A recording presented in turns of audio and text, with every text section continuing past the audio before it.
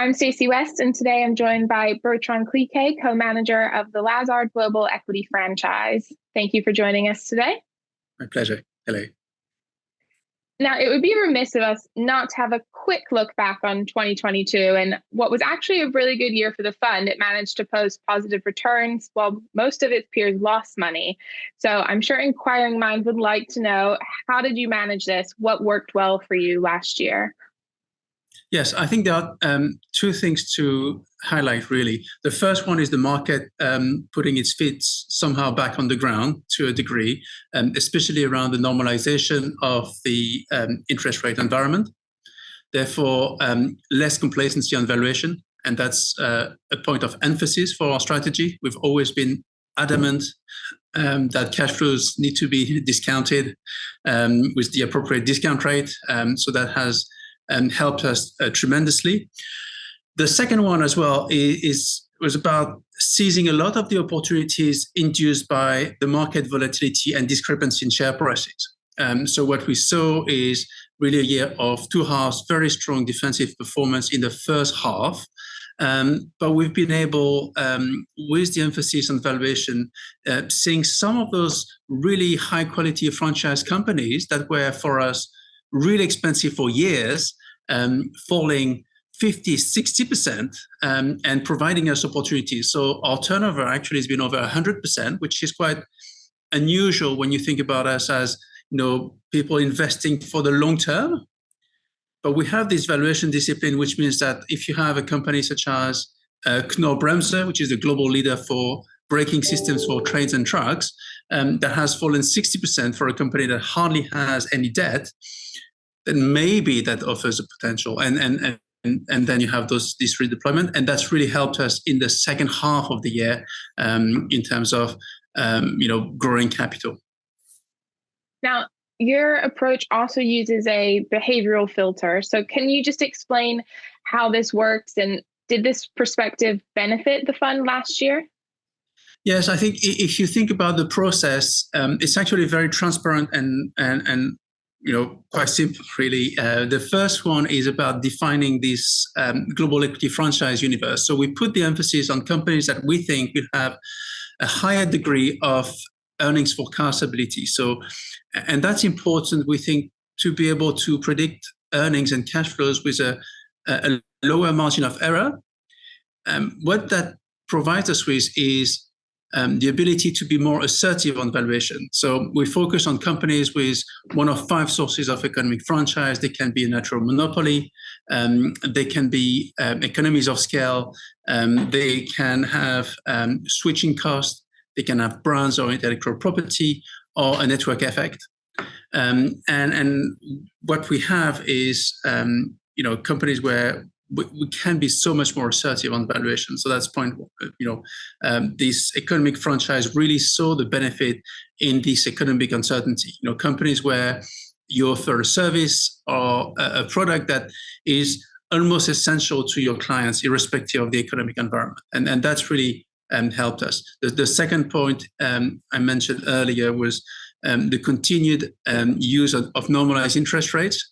I think using a value ranking, so what we do is once we have this investable universe, we do significant fundamental research on every single company to ascribe an intrinsic value to this business.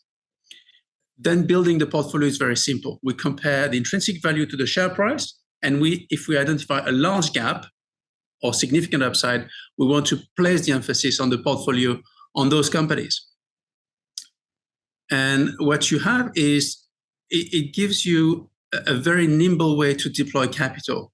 As markets become more or less optimistic on one single company, the order on which these companies stand in our value ranking will change and giving us opportunity to redeploy capital. So the redeployment of capital isn't dependent on a company becoming fashionable or not, being in the trend of the moment or not. It very is dependent on, does the market have too optimistic or too pessimistic a view on a very, very high quality business at a certain point in time? And then we say, okay, yes, market's very pessimistic. it is an opportunity, or well, I'm afraid it's a business we would love to own, but the market certainly is too optimistic, so we'll have to be patient and wait.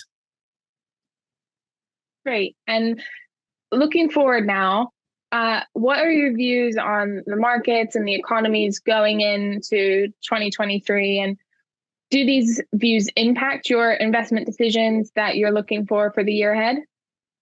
Yes, and I have to say we're currently in a peculiar situation where we have the most anticipated a recession of all time, I suspect, which leads some people to believe that because it's so anticipated, it's priced in. And we, to a degree, would disagree with this. We think that the monetary response to has led to probably a reservoir of inflation in the system that will have to be put through. So even when commodity prices pressure abate, there is still an underlying inflation problematic that will cause issues from a margin standpoint, and we don't think the market is really pricing margin pressure to a very significant degree, and for the long term.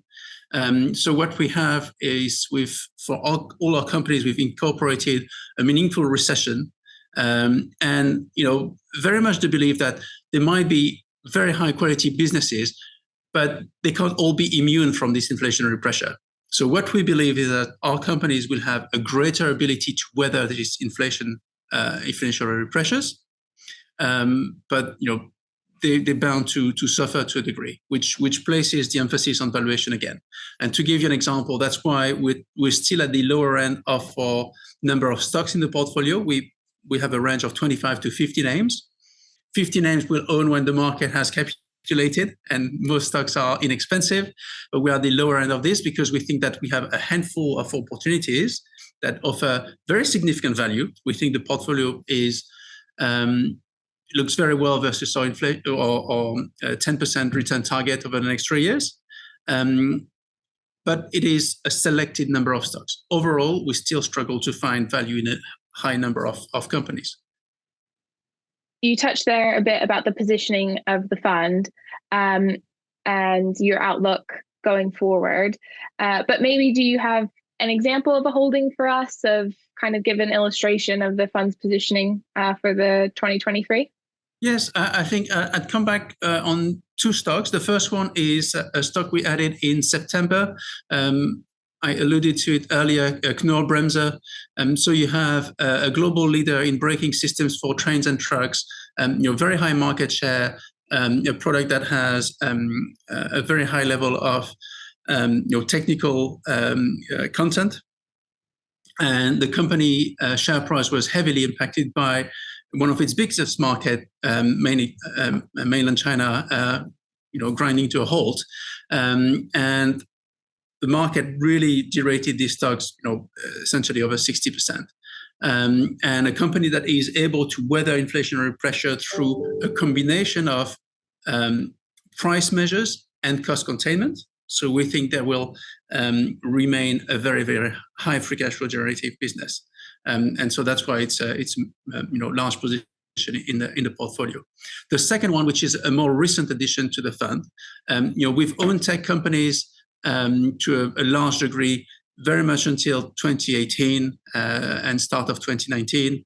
Then we frankly have struggled with their valuation. And we've added Alphabet back to the portfolio in December, because we think that you have a high quality company where the market has largely absorbed the pressures on the advertising market globally linked to the recession, and the fact that their market share is going down.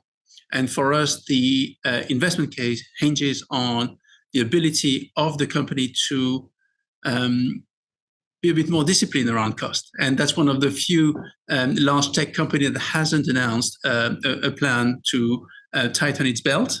We're very confident that Ruth Porat, the CFO, will have a more significant influence now that the revenue stream is under more pressure.